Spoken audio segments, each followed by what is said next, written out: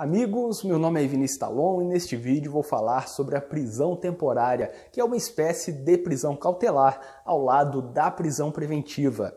É muito interessante observar que a prisão temporária ela tem várias características interessantes e ela tem sido muito utilizada, porque a sua finalidade é exatamente auxiliar nas investigações, auxiliar o inquérito policial. Aliás, a prisão temporária não está prevista no Código de Processo Penal, enquanto a prisão preventiva, as medidas cautelares diversas da prisão estão no Código de Processo Penal.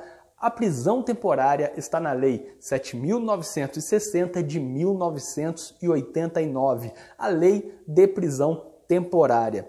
E lá na Lei de Prisão Temporária temos vários requisitos, várias características que são bem diferentes daquelas características da prisão preventiva.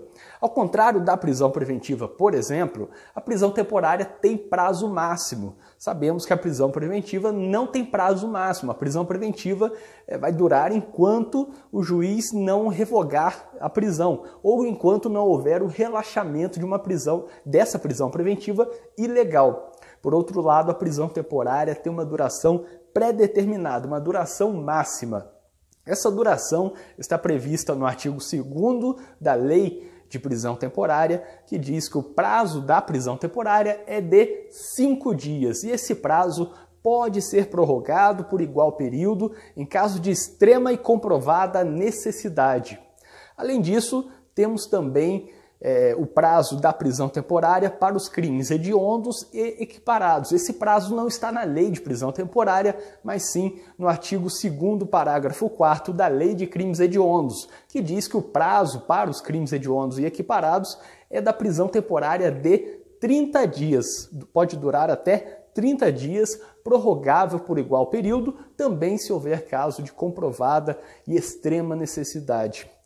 É muito importante destacar que também, diferentemente da prisão preventiva, a prisão temporária tem o seu fim pré-determinado e por esse motivo a soltura não depende de um alvará de soltura. A soltura em relação à prisão temporária, tanto no crime hediondo ou equiparado quanto em relação aos crimes comuns, independe da expedição de um alvará de soltura ou de qualquer outra providência. Ao final do prazo, aquele preso é imediatamente colocado em liberdade, salvo se decretada a prisão preventiva.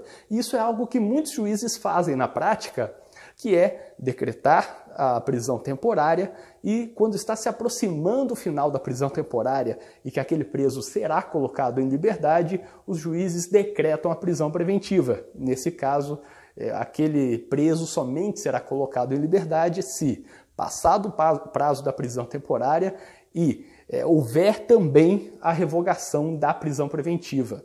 Mas, como regra geral, quando aplicada unicamente a prisão temporária, ao final do seu prazo, aquele preso é colocado em liberdade imediatamente, independentemente de alvará de soltura ou qualquer outra providência, conforme está previsto no artigo 2º, parágrafo 7º da Lei 7.960, a Lei de Prisão Temporária.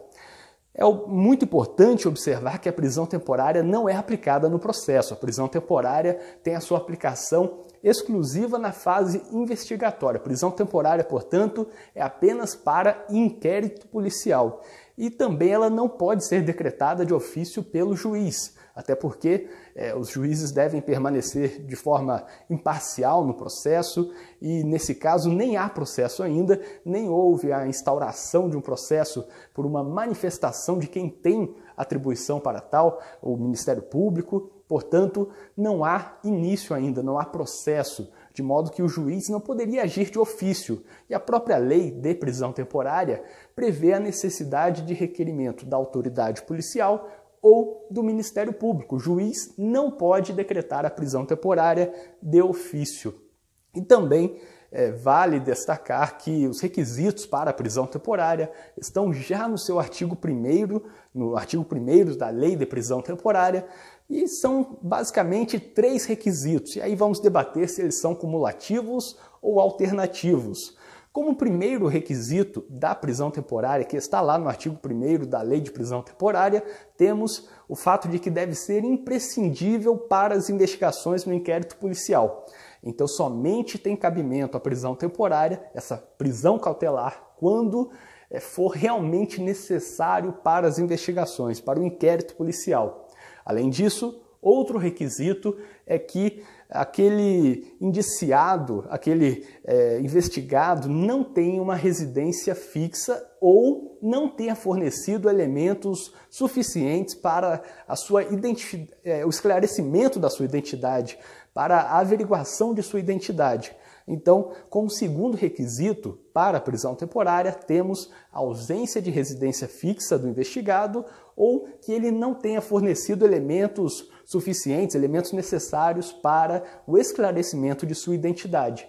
E por fim, como terceiro elemento, terceiro requisito para a prisão temporária, temos a necessidade de que existam fundadas razões da prática de algum dos crimes descritos na Lei de Prisão Temporária. E aí, como exemplos, temos o roubo, o homicídio doloso, o estupro, o tráfico de drogas, temos também os crimes da Lei de Terrorismo e vários outros. Então, se houver fundada razão, se houver realmente a demonstração de que aquele investigado tenha praticado tais crimes, esses crimes descritos na Lei de Prisão Temporária, será cabível também a prisão temporária contra ele.